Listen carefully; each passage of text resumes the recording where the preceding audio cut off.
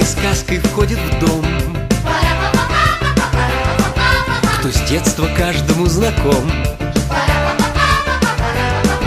кто не ученый, не поэт, а покорил весь белый свет, кого повсюду узнают. Скажите, как его зовут?